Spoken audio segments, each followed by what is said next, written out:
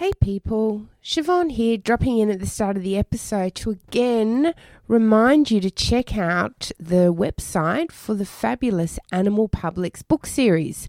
Animal Public is part of the University of Sydney Press.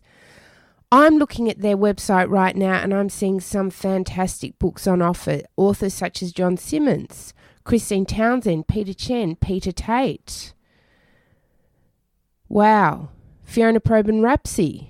Jay Johnston, this is fantastic. You have got to think about getting involved with Animal Publics. If you're going to write an animal studies book, or if you want to stock up on suitable books for your institution, that's Animal Publics, part of the University of Sydney Press. This is another iRaw podcast. We podcast to make the world a better place for animals. Dr. Siobhan O'Sullivan does like knowing animals. Dr. Siobhan O'Sullivan does like knowing animals.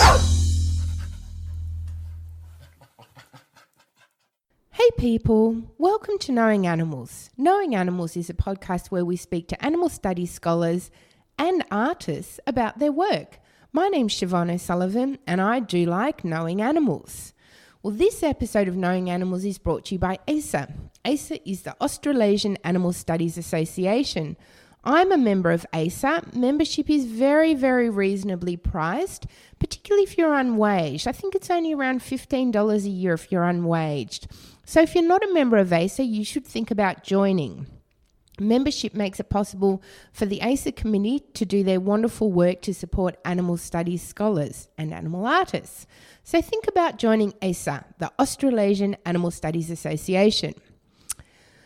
Well, this episode of Knowing Animals is coming to you from the 2019 ASA conference called Decolonising Animals, which is taking place in Christchurch, New Zealand. And I'm really thrilled to be joined by one of New Zealand's finest. This week, I bring you the good word from Angela Singer. Angela is an artist. Her artwork is available to view at her website, which is just angelasinger.com. I'm sure that many people will be very familiar with her work. Welcome to the podcast, Angela. Well, thanks very much, Siobhan, for having me. So, Angela, can you start by telling us what led you to start up your art practice, start doing the works that we're so familiar with? It's kind of a two-part answer. So if I think about my interest in animals and in wanting to express my deep compassion for them and my interest in animal rights, and I have to go all the way back to when I was a child. And when I was about 6 weeks old, my parents took me home, and waiting there was a 6-week-old German Shepherd puppy. So I grew up with Tina, who I pretty much thought of as my best friend, you know, a sister, a mother. She was just part of the family. And I had a very close bond with her. And I'd say about the age of 5, I realised there was a connection between meat and animals, and that Tina was made of meat. And so I wouldn't eat meat. And so I would feed Tina my meat under the table, and I used to get in trouble for that. But we didn't have heaps of meat. We weren't particularly rich, so it wasn't too much of an issue. And I do remember making this very clear connection back then between what meat was and thinking, no, this is not something I'm going to consume. And then, that led to an interest, I think, always in wanting to educate other people in a really annoying way about animals and the connection with meat. Even as a kid, I was not a fun child around that kind of stuff. And when I became very committed to a vegan lifestyle in my late teens, I was particularly annoying then too, because I had no qualms in going up to people and saying, "You're wearing wool, you're wearing leather," and so on. So when I went to Australia to work for a number of years, and then I returned to New Zealand, and that was in the early 90s. And something quite strange happened in that I became very, very aware of trophy taxidermy. There was a lot of it. So it was in the local library, it was in the doctor's office, it was in the council office, it was in pubs, clubs.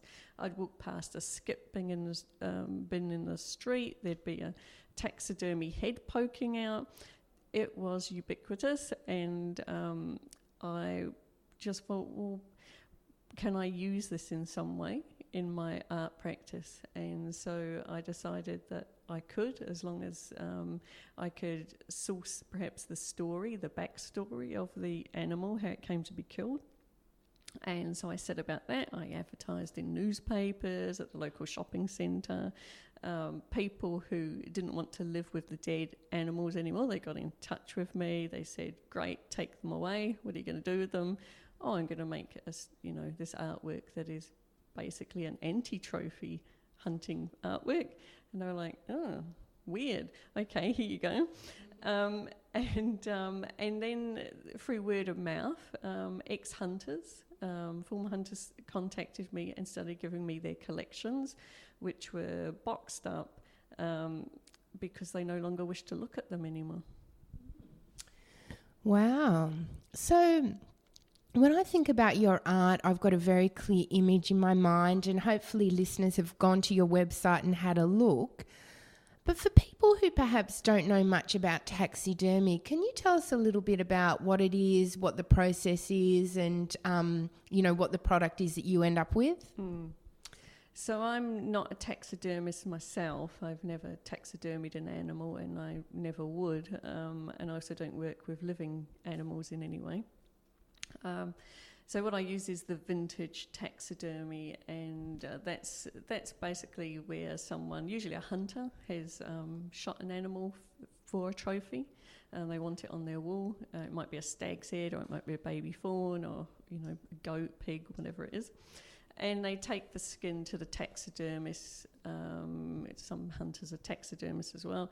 And the skin is treated. There's a mould made, a model of the animal. It's stretched over, it's stitched on, and it's preserved. And, as long as moths or something else doesn't get it, it's going to last a long time.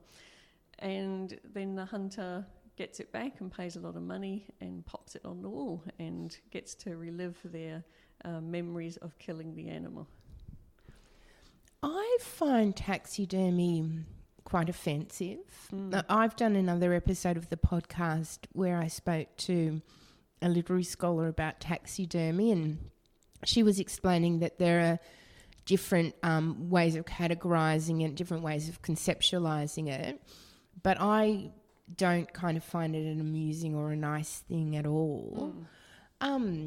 What's your response to it? Do you think of it as something that's, I guess, problematic, or is it perhaps indicative of changing attitudes towards animals? How do you think of taxidermy?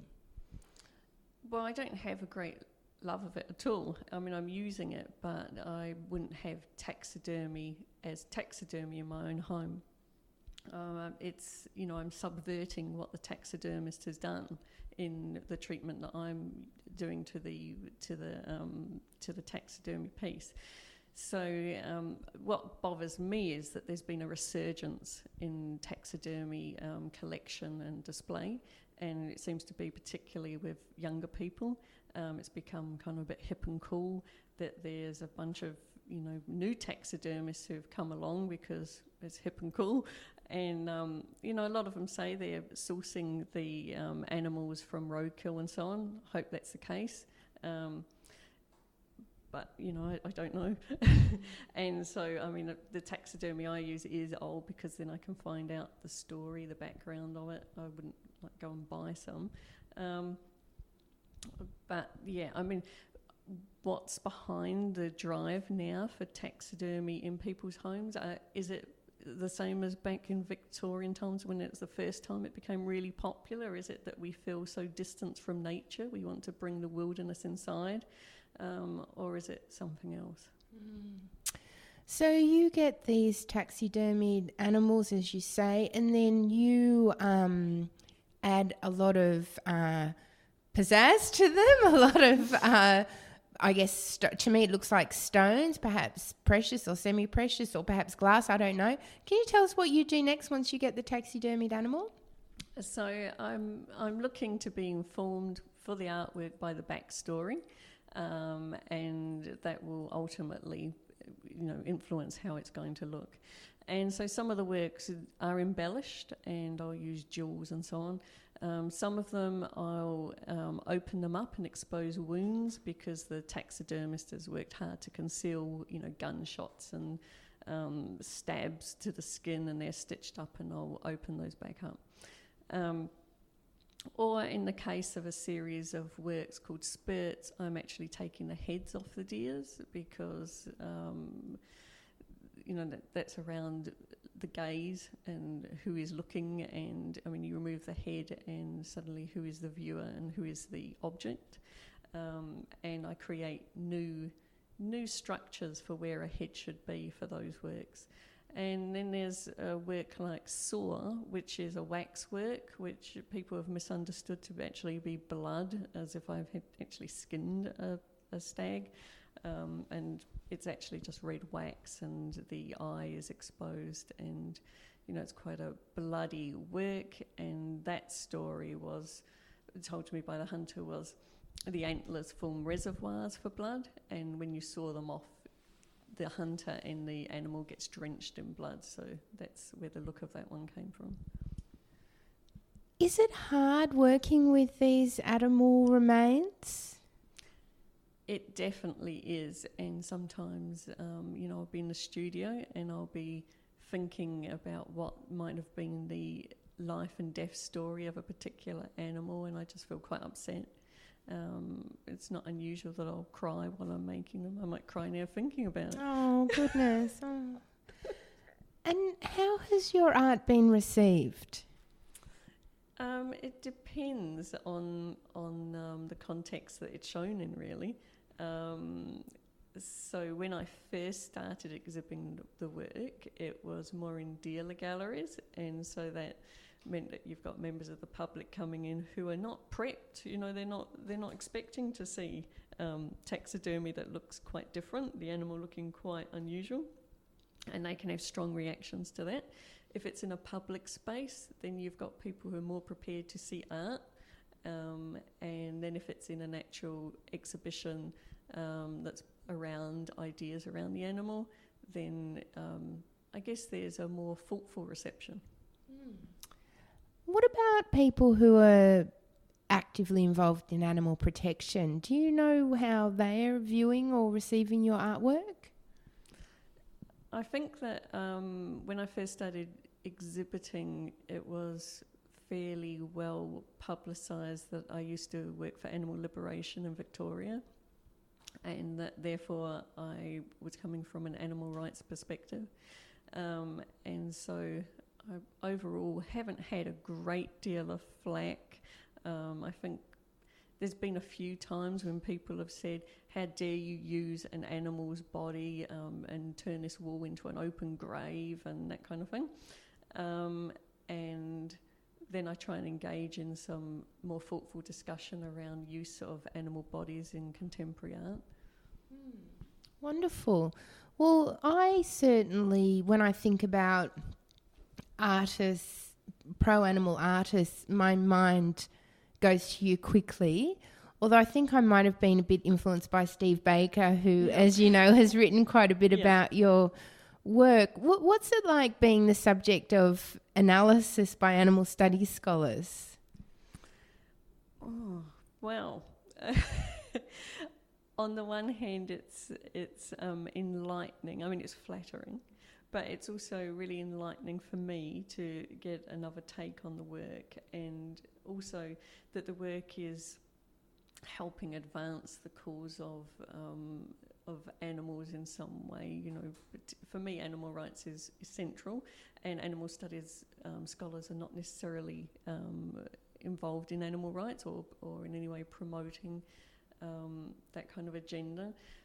but I think it's really important that animals studies scholars are looking at contemporary art, and especially contemporary art that has the animal body within it, because it's a really complex thing to think about, and to actually get people to get beyond their prejudices when they see an animal body in an artwork, and then to encourage them to actually give it consideration.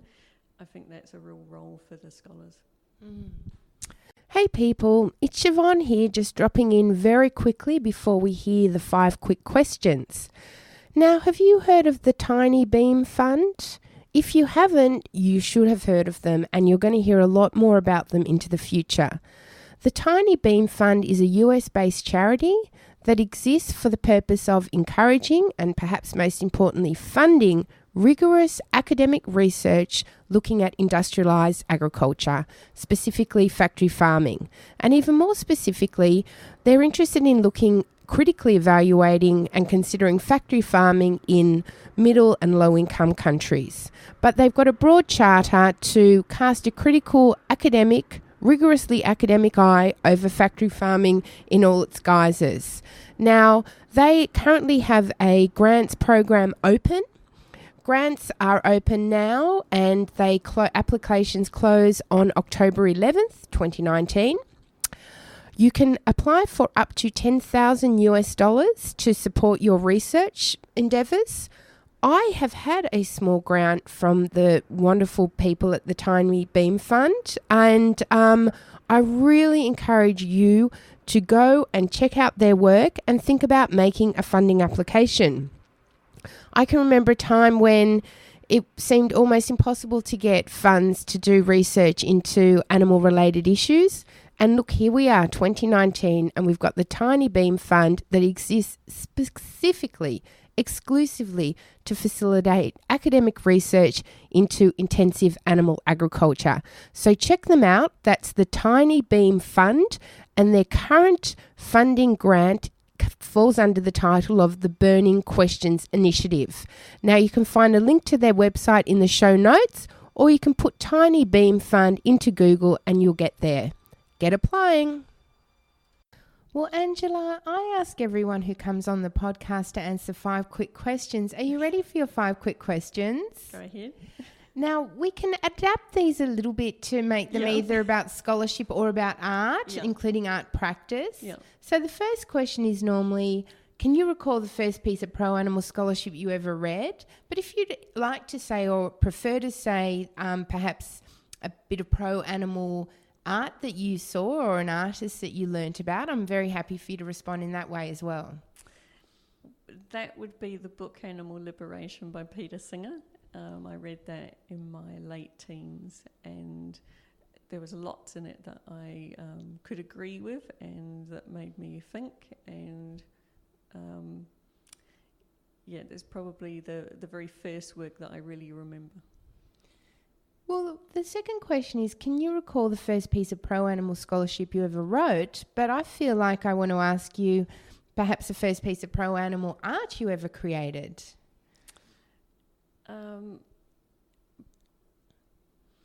I think that if I go back to... in the mid-90s, I did a series of works which were using animal offal from the freezing works, and they were throwing it out in skip bins, and it was just kind of near the side of the road, and it just stank. And I thought, this is away from people's views. Do they really know what's happening here? Maybe I could bring that into an art gallery.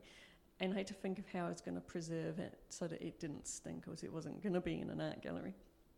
And so a couple of works would be these pig trotters, which I sealed in resin, in clear resin, and made a sculpture from, and that was around...